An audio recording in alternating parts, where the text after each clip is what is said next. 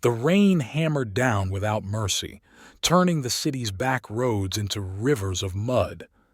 Mia gripped the handlebars of a shaky, borrowed bike, her legs burning with each pedal. Water dripped from the brim of her soaked jacket, mingling with streaks of mud that painted her face in chaotic patterns. Her breath came in ragged gasps. The desperation seeped into her bones, making her fingers numb and clumsy. But she didn't slow down. Not now. Not after everything. The laptop strapped to her back bounced with every bump, a fragile promise she refused to let go of. She remembered the day she first heard about affiliate marketing, a small video shared by a friend, a way to make money online, from anywhere, with just a laptop and some grit. Mia had clung to that hope like a lifeline ever since. Mia's town was small and quiet, the kind of place where opportunities seemed to drift away like the autumn leaves. Her family struggled. Her mother worked 2 jobs, and her father had long since disappeared. Rent was overdue again, and the fridge was often empty. But Mia had dreams, big ones. She spent countless nights hunched over borrowed computers in the local library, soaking up tutorials, webinars, and blog posts about affiliate marketing. She had no fancy courses, no mentors, just sheer determination. And now, she'd scraped together every penny to buy a ticket to the biggest affiliate marketing conference in the city. This was it, her shot at breaking free. But life, as it often does, had other plans. The morning of the conference, her bike broke down. Her savings couldn't stretch to a taxi or a rideshare. So she borrowed the neighbor's old bike, rusty, squeaky, and unforgiving. And then the storm came. Mia fought to keep control as the rain soaked her through. Mud clung to her tires, slick and treacherous. Suddenly, her front wheel slid out from under her. She fell hard, scraping elbows and knees raw. Her laptop bag tumbled off, landing in a muddy puddle. For a moment, Mia sat in the dirt, the rain pelting her face. She could taste the bitterness of defeat. But then, with trembling hands, she picked herself up. This was her moment. She couldn't give up now. When Mia finally reached the city's sleek conference center, the storm had softened to a drizzle. But she was a world away from the polished attendees streaming inside. Her clothes were soaked and caked with mud, her hair plastered to her face. She looked every inch the outsider. At the entrance, the registration desk was swarmed. Mia held out her phone, showing the ticket confirmation but her. But the screen had cracked during her fall and the attendant shook his head. No ticket, no entry, sorry. Mia's heart sank.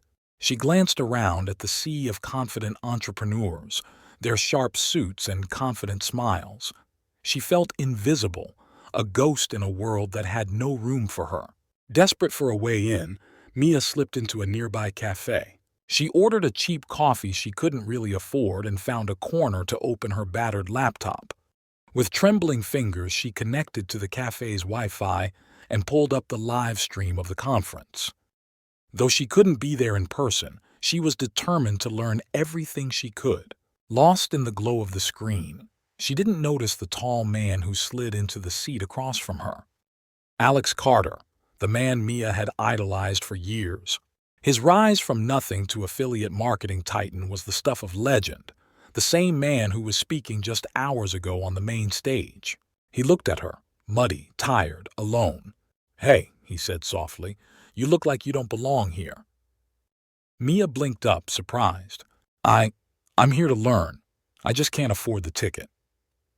Alex studied her for a moment. "There's a lot of polished faces at that conference, not many with your kind of grit." Mia shrugged, wiping rain from her face. "I'm not polished. I'm real." They moved to a small table in the corner.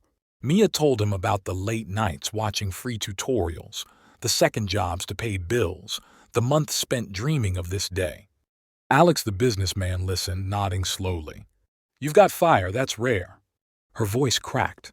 "I don't want luck, I want to work hard, but sometimes I don't know if I'm enough." Alex reached out, placing a hand over hers. "Enough isn't about where you start, it's about where you're willing to go." Alex surprised her. "I run a mentorship group. Usually only top performers get in. He paused, searching her eyes. But I think you belong. Mia's breath caught. Are you serious? He smiled. Dead serious. Under Alex's mentorship, Mia's world shifted. She learned the language of funnels, ads, email sequences. Nights blurred into mornings as she created, tested, and failed. Her laptop was her battlefield. Some days, doubt gnawed at her. Was she wasting her time? Would she ever make a real sale? Then, one quiet night, a notification pinged. You earned $12.47. A tiny victory.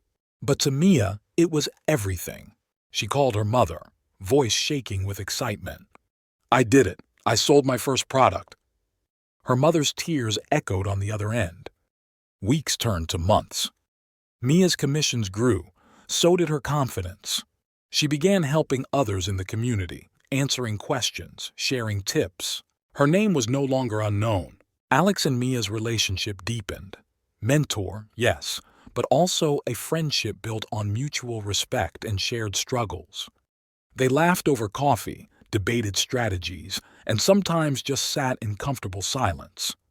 Neither said it, but an unspoken bond formed. One evening, Mia looked out her window as rain tapped gently on the glass. From mud-splattered girl on a broken bike to rising star in a competitive world. Her journey wasn't about luck. It was about showing up, every single time. Because some dreams demand the muddy roads, and some people refuse to turn back.